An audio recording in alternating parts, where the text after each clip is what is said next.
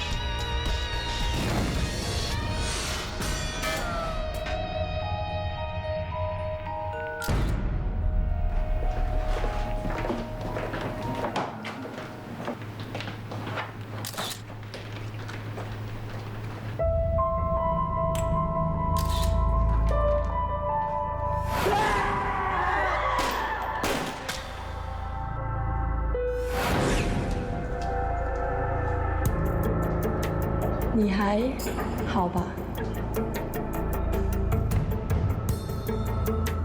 你可以接受我们的问话吗？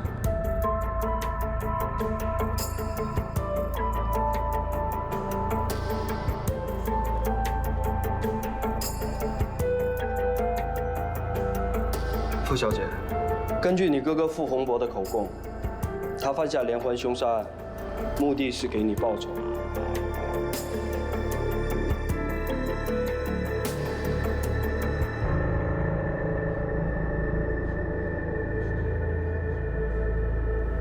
谢谢。你还好吧？我 OK。你是怎么认识傅洪博的？半年前他进入社青体部，我无意中接触过他，知道他的情况后就帮他做心理辅导了。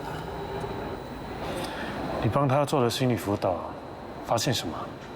他说自己拥有前世的记忆。我们查过这件事，30年前在马国罗佛州的确有这样的事。他应该是从他母亲或继父的口中知道这件事吧？为什么他会把这件事当成前世的记忆？洪博长期受到母亲和继父的虐待，这个问题在他心里问了很多次，可惜就是没有答案。所以在极为无助的情况下，把自己想象成绑匪。他借用这段记忆来解释自己是活该受苦，自我安慰只要还清这笔债就没事了。他就是靠这种想法才能坚持下去。所以他的确是妄想病患者。你为什么会来医院探望洪博？今天凌晨，洪博情绪突然的激动，医生帮他打了镇定剂。他醒来之后就要求要见我了。请你说一说当时事情发生的经过。当时洪博的主治医生正在进行手术，我急着想见洪博，就单独和他见面了。洪博，喂，醒一醒，快解开他手铐。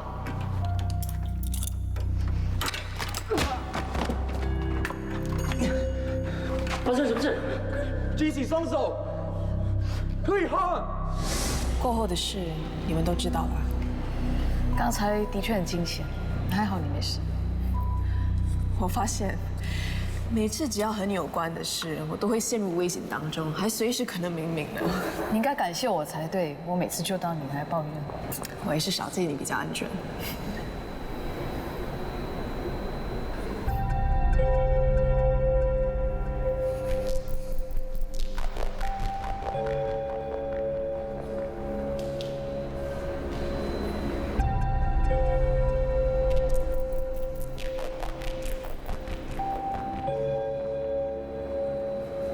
乐玲，还记得我吗？我是高医生，上次在社青体部和你见过面的。乐玲，刚才你哥的情绪很激动，我希望你明白，如果我不开枪，他会杀死你。发生这种事，我也觉得很遗憾。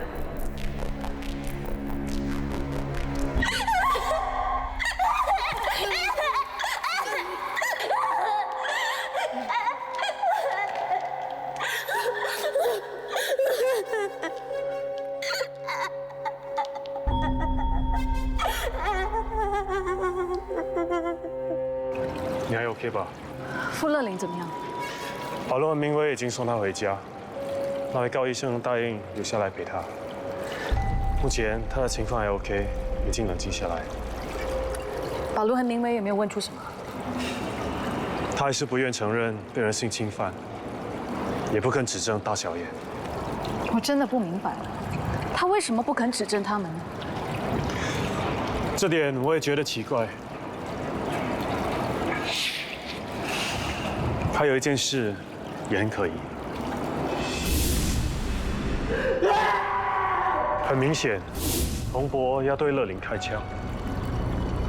老外，他杀不了大小眼和 Alpha Male， 再也无法保护妹妹，所以采取了极端的做法，宁愿杀死他，也不愿意让他继续被折磨下去。这样实在太极端了。难道就没有其他选择？为了保护挚爱的人，你无法想象人会做出什么。在当时的情况下，我也会对傅洪博开枪。There was no other choice。我知道，他杀死那些绑匪，都是为了保护妹妹。虽然他无意中害死了安妮，但整件事情里，他也是个受害者。他不应该有这样的下场。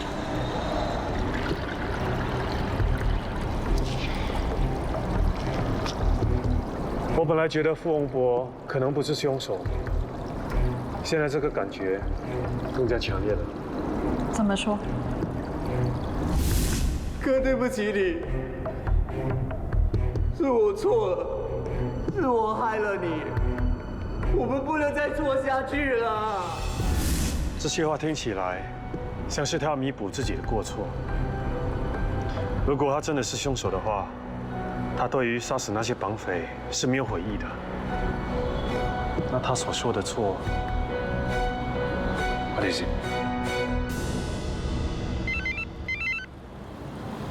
呀？什么？大包。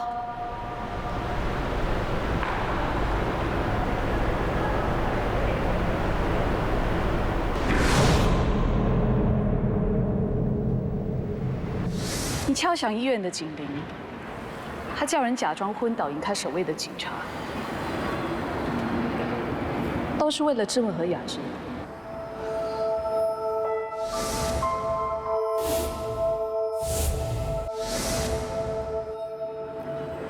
我知道，我这次是过分了一点，可是我当时心情真的很坏，我一时想不开才会做出这种事的。你想为安妮报仇？我只不过是想去吓一吓他，发泄一下而已啊！你以为杀人很容易吗？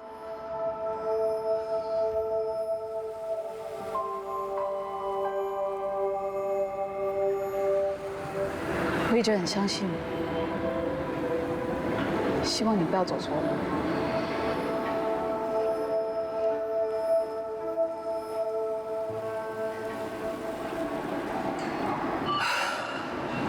这次我去找何雅芝的时候，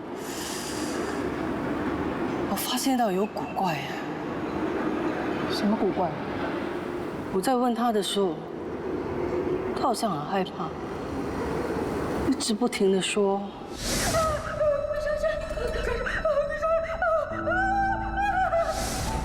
鬼上身？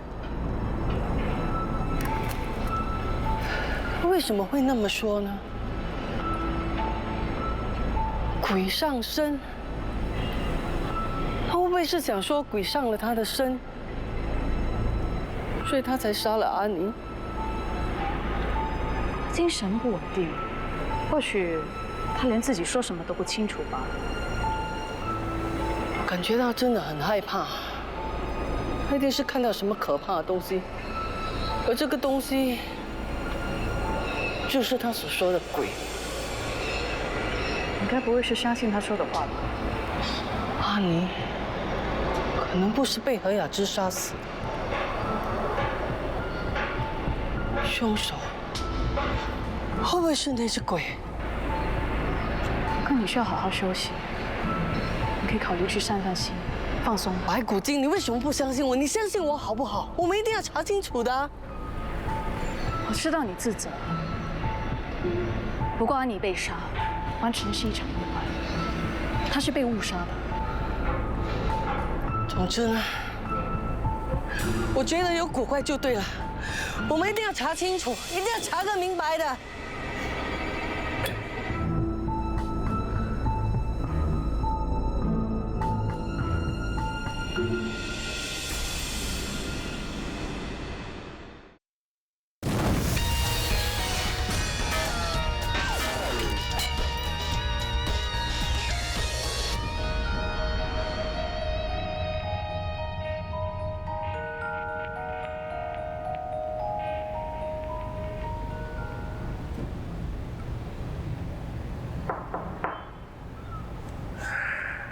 进来。大宝姐，你刚才没有喝汤，我弄热了给你喝。谢谢你啊，小娜。你先放一边吧，我现在喝不下。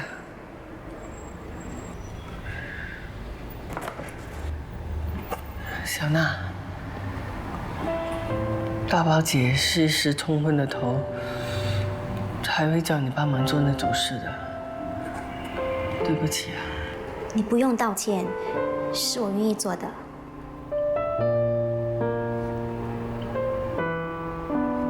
你在收拾东西呀？要我帮忙吗？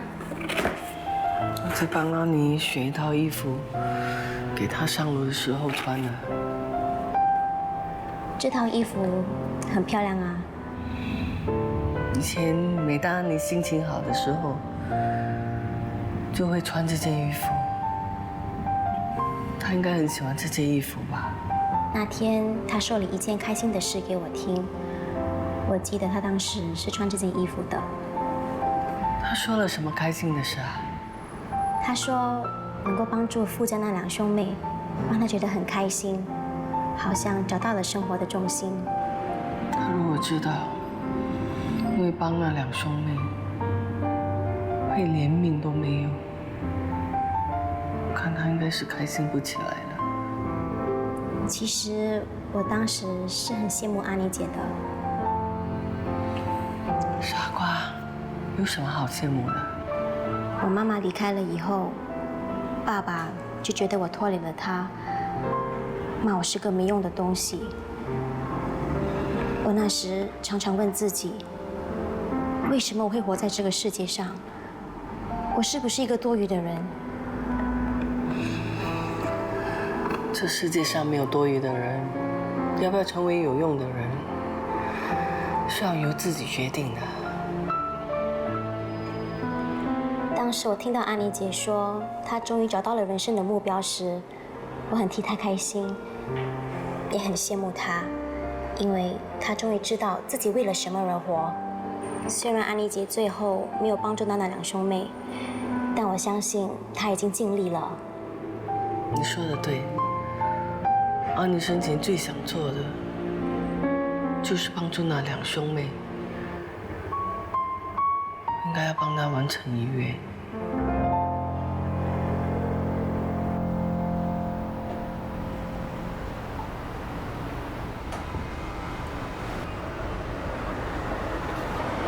吃点东西吧。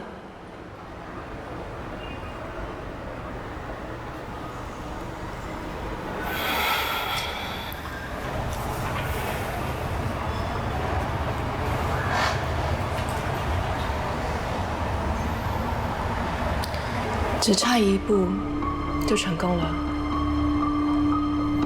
以后没有人可以伤害你了。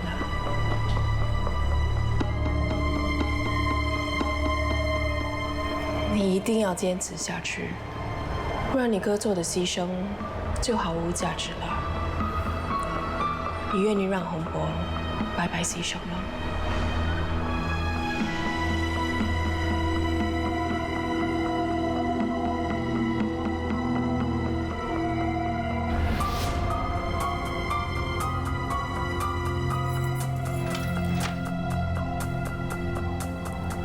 你是谁啊？怎么会在我家？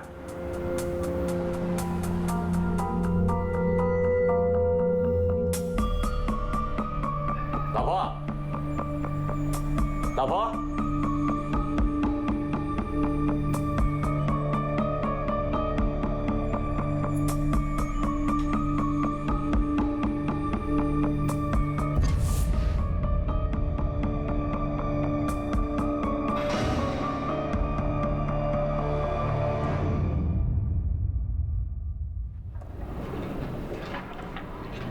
梁志超那边查得怎么样了？梁志超的妻子黄慧贤41岁，家庭主妇；他的女儿梁宪妮19岁，在理工学院读书。梁志超的生活相当有规律，早上8点准时上班，6点准时回家。听邻居说，他很少有夜归的习惯。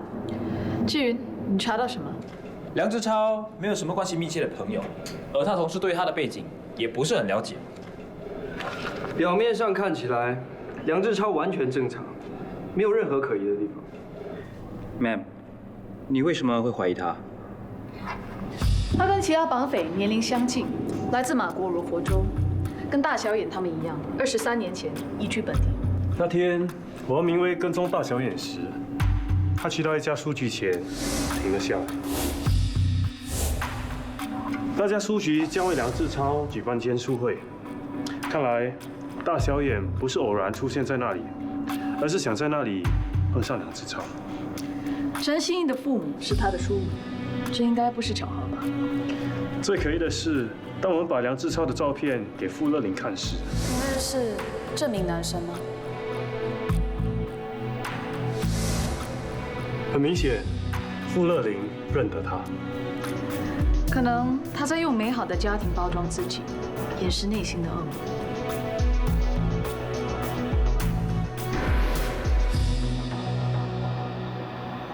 喏，在那边。谢谢你啊，何雅芝。何雅芝，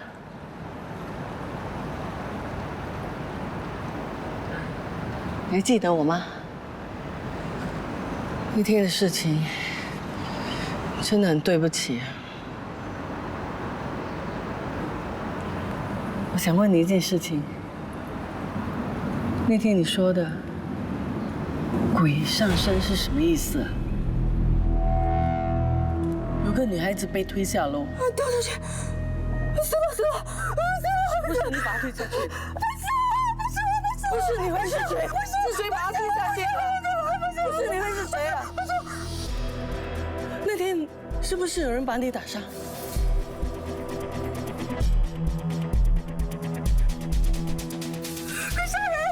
鬼上身！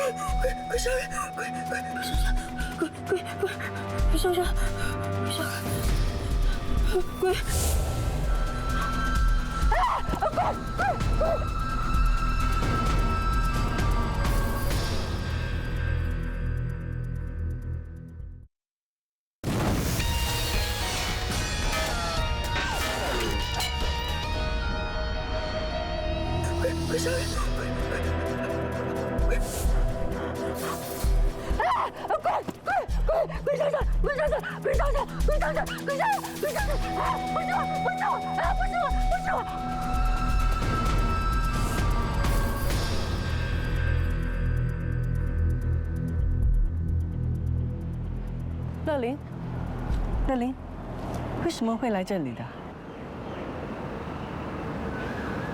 你是不是要进去见你妈妈？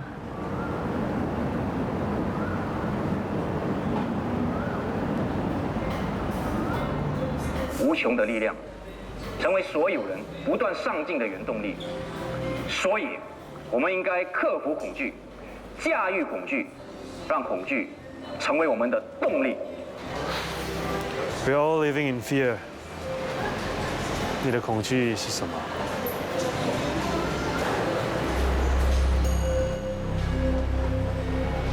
他们怎么会来的？你约了他们？我想看看他怎么面对受害者的父母。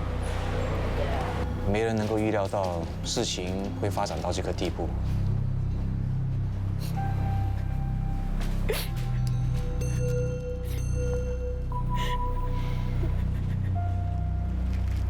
失去孩子的父母，心里就像是破了一个黑洞，永远都无法弥补。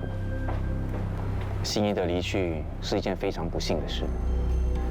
你们一直都是我的忠实读者，我很遗憾没能及时给予你们帮助。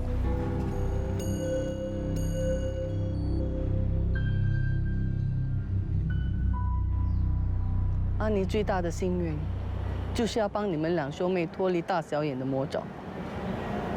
我相信，他最不想看到的，就是你被大小眼伤害。不然的话，他所做的一切就没有意义了。你知道我在说什么吗？那为什么你还不肯说出实话？乐玲，只要你肯指证大小眼，我保证他一定会被抓去坐牢，到时他就不可以伤害你了。如果你一直这样逃避自己心里的恐惧，你这一生一定会活得很痛苦的。你哥哥他已经牺牲了一条命，如果还是没有办法让你安全的活下去，你让他知道的话，他一定会很伤心的。OK， 你不想说的话，我不勉强你了。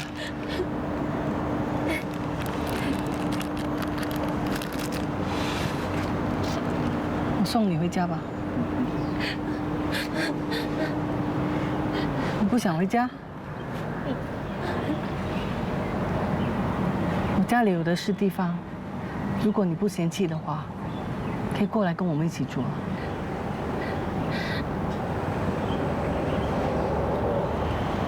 不要紧的，你真的不想回家，那就先跟我回去，以后再做打算吧。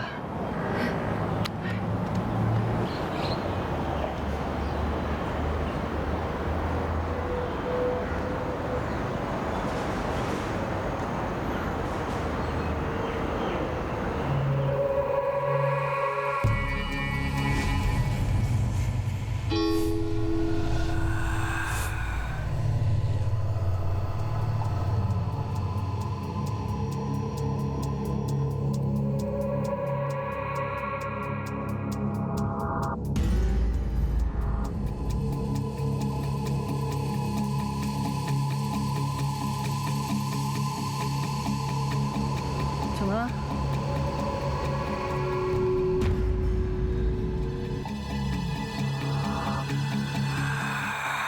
谢谢你，梁先生。不客气，节哀顺变。胡警官，谢谢你通知我们有关于梁先生的签署会。不客气，希望对你们有帮助。专案调查组胡小曼，这是我的同事夏。不知道两位找我有什么事呢？梁先生，我读过你的大作，能够得到两位的指教，是我的荣幸。我想你应该是活在恐惧中的人吧？每个人心中都有恐惧，只有面对它，才能克服它。所以你喜欢制造恐惧给别人，享受看到他们恐惧，尤其是年轻少女，对吗？陈心怡死在你手上，她父母还来寻求你的指引，你刚才安慰他们的时候，一定很得意吧？两位警官，如果你们继续诬告我的话，我知道可以到哪里去投诉你们。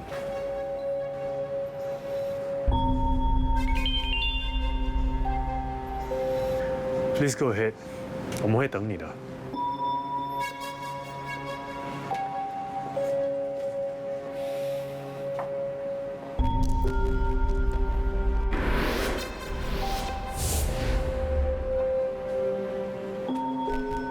梁先生，发生了什么事？很抱歉，我必须马上离开这里。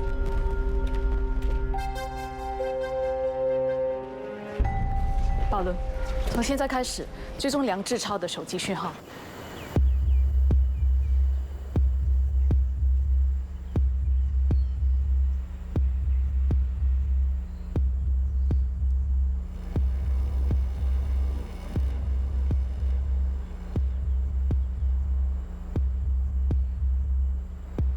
乐玲，你带我来这里做什么？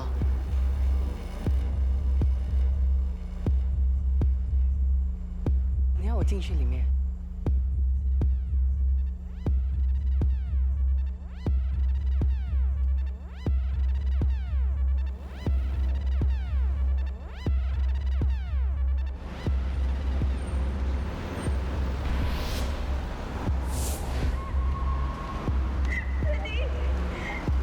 他们要你在15分钟之内赶到指定的停车场。如果你没有赶到，他们就会杀了我。爹地，你快点来救我！他突然取消签书会，匆忙离开，一定是碰上什么麻烦了。不管他碰上什么麻烦，肯定对我们有利。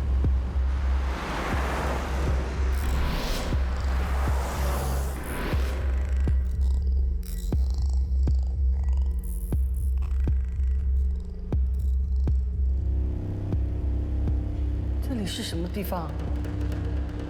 带我来这里做什么？我在这里，每次跟男人讲奸。你能说话？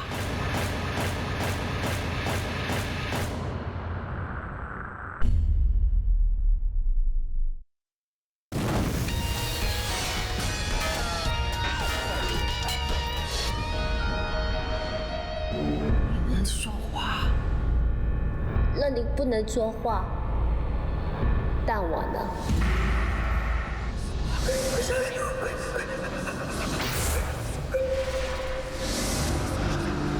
我妈妈说的鬼上身，原来是你。你有精神分裂症。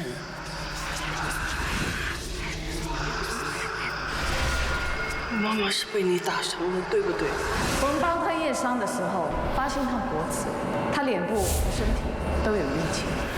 是他先动手打我的，跟他说我不是乐玲，他不相信。他一直说没有把安妮推下楼，是不是你做的？是又怎样？为什么要杀了安妮？他有没有得罪你？你为什么要这么做？是他让哥哥喜欢上他的，他要抢走哥哥，他该死。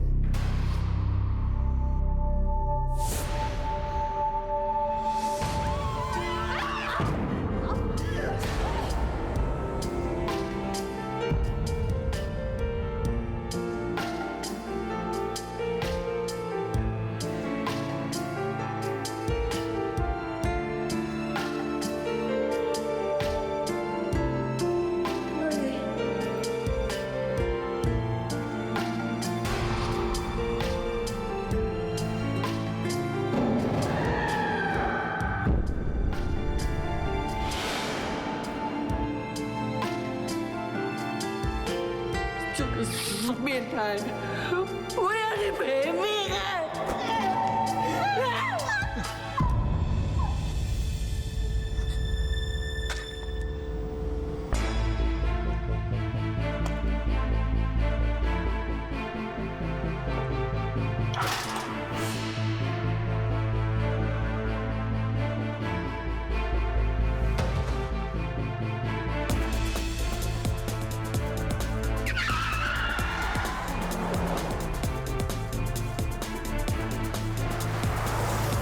你到了停车场的顶楼，你就会看到一辆车，车牌号码是 SBA 8556A。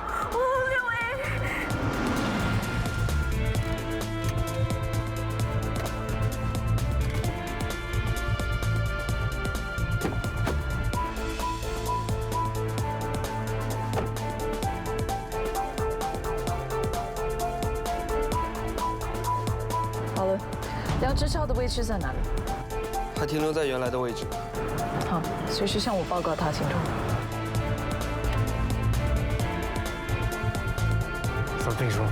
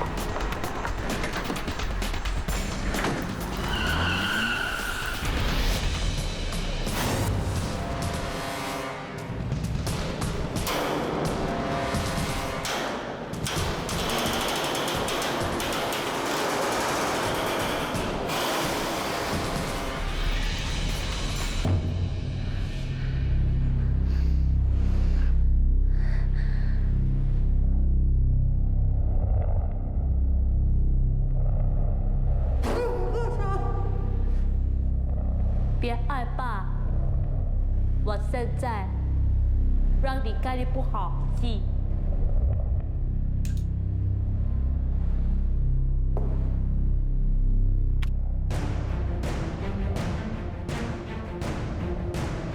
你现在知道我为什么不肯吃供他们？我从半年前就开始计划，要一个一个把他们全都杀掉。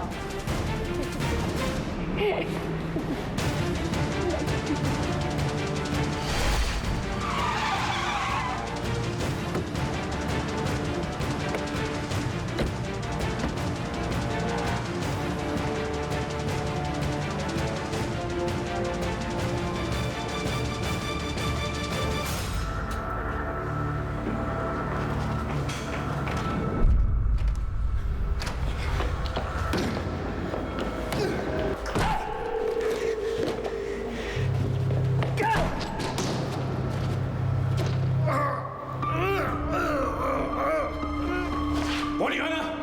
你把我女儿抓去哪里了？我女儿到底在哪里？现在他们会自相残杀。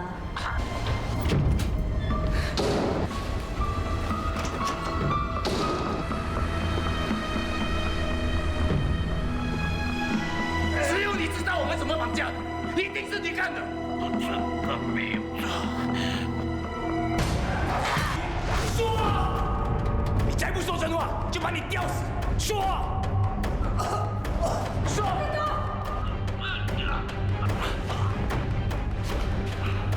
现在更好玩了。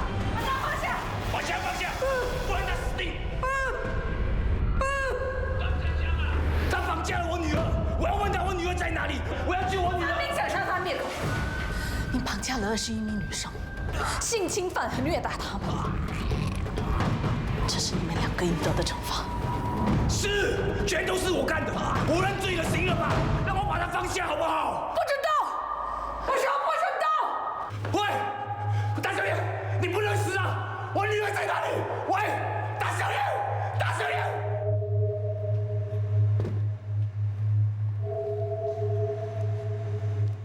你快说我女儿在哪里啊！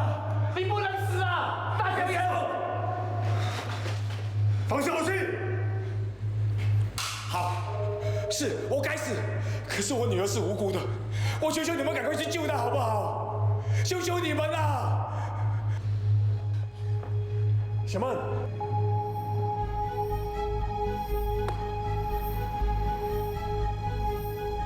结束了。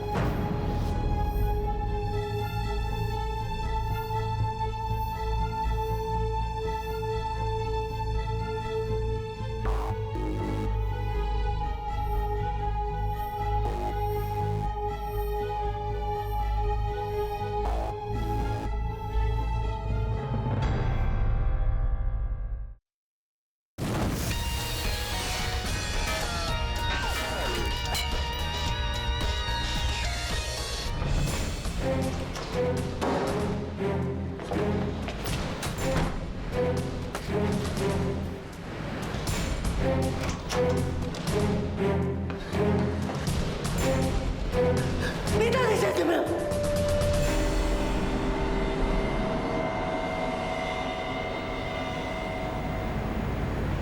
杀了我，替阿里报仇。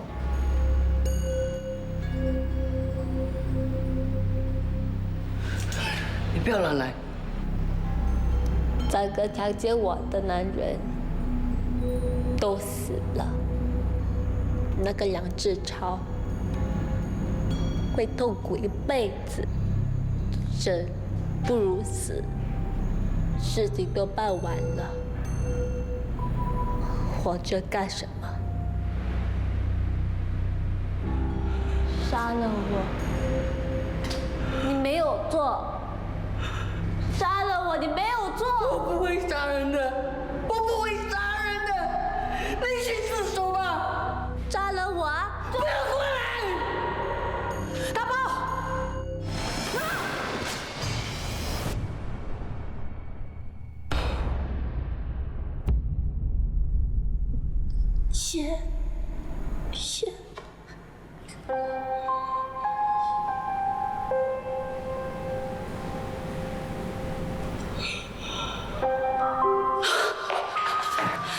放开他，放开他！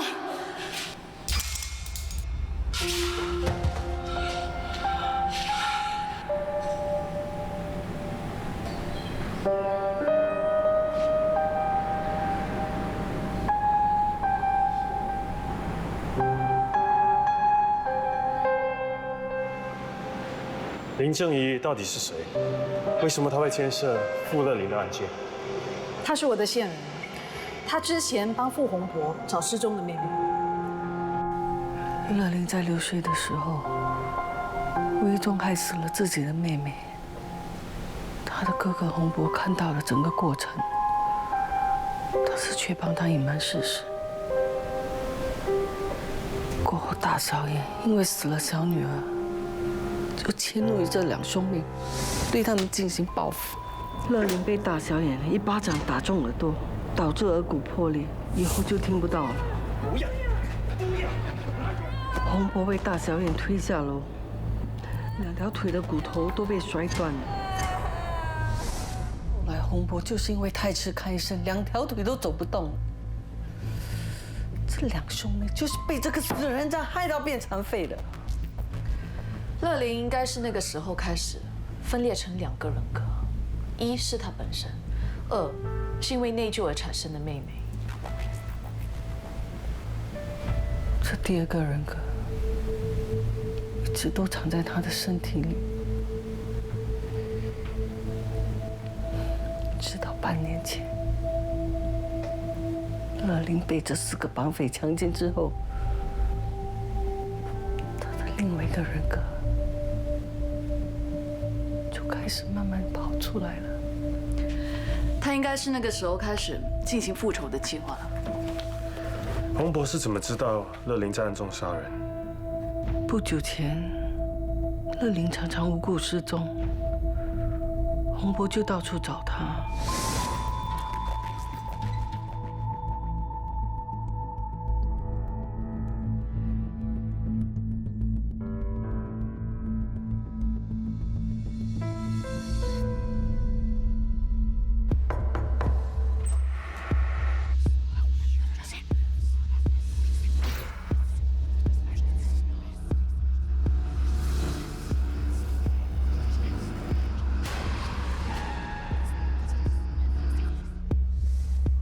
就是在那个时候，开始怀疑乐林。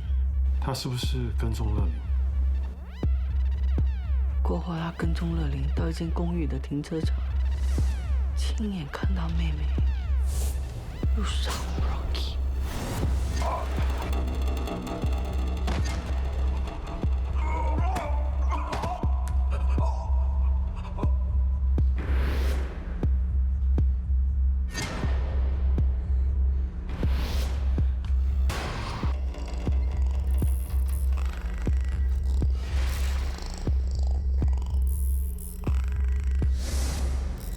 难怪我们会看到带血的伦理轨迹。洪博知道他妹妹杀人，但是也无法阻止他。最后，他想到了一个为妹妹顶罪的方法。所以，他故意在公开的场合刺杀大小眼，好让警方逮捕他。洪博向乐林开枪，是为了阻止他继续杀人。我现在终于明白了。他为什么一直不肯指证那4名绑匪了？因为他要亲自杀了他们，来报仇。他绑架了梁志潮的女儿，预先录制了片段，再传给梁志潮，然后再把他引到他们之前囚禁人质的地点。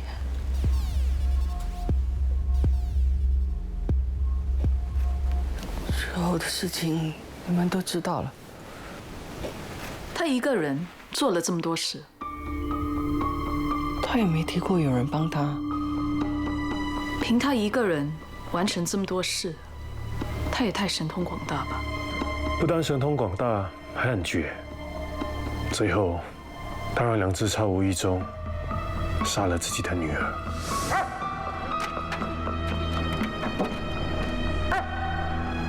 你一定要帮我救救我女儿！我求求你们，我不知道我女。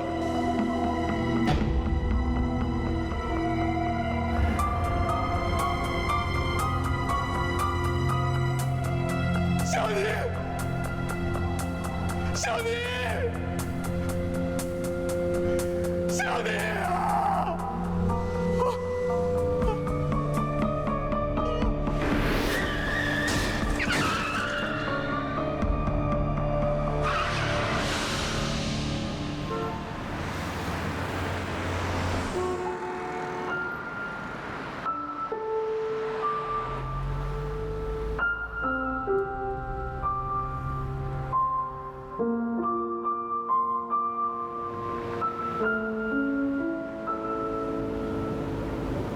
我以为只要找到凶手，帮你找回一个公道，一切就完结了。可是，我想到刚才乐离死前的样子，我心里更加难受。他也是个受害者。我也错怪了洪博，他其实是无辜的。你说老天是不是在玩我们？你还不认输啊？如果认输的话，以前的坚持都会变得没有意义，所以绝对不能认输。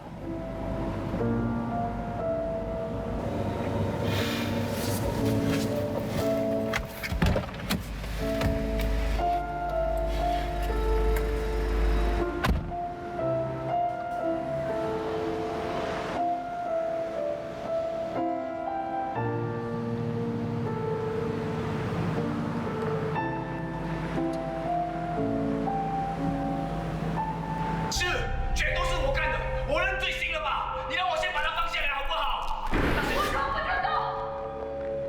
大轩，喂，大轩，你不能死啊！大小眼。